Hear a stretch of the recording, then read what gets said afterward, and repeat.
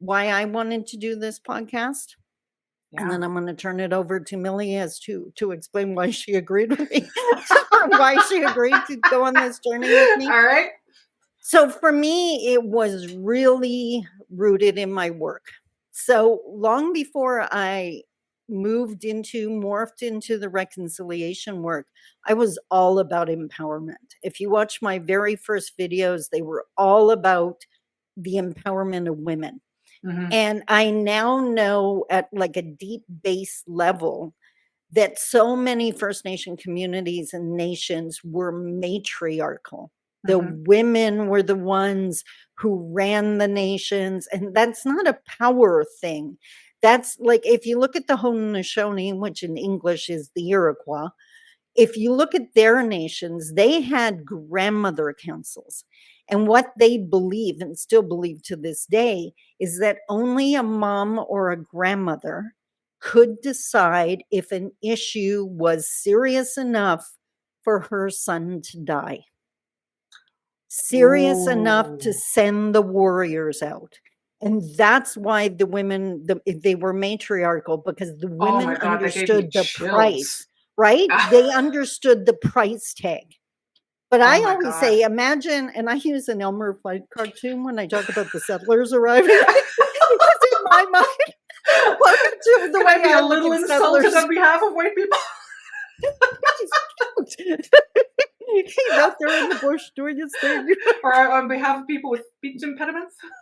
Or is Daffy Duck? Well, I just thought, you know what? Instead of making him look like some dark bad guy, he's just here doing his thing, right? He's Yeah, not fair really aware of enough. what's going on, but Well, he's, and that's cute. probably the bigger part of it. Yeah, it's the Right? lack of awareness and self-awareness But too. But that's a what whole I thing. always Go on. imagined, and if you thought you were laughing before, wait till you hear this. Okay, I'm gonna put my I coffee always down. imagine this little settler dude coming into his first like matriarchal indigenous community Yeah. and seeing the women in charge with strong voices running things, and the Yep. only thing that goes through his mind is, my wife must never meet these women. Right? Because think of Europe at that time. Wife, Oh. look pretty, don't say anything, stay in the other room until I need you, Yes. right? Yes, very much so. So what happened is it became part of colonization, Yeah. is to destroy that matriarchal system. They Yeah. put the treaties in the name of the men. Yeah. They refused to negotiate with the women, and they taught our men how to hate us.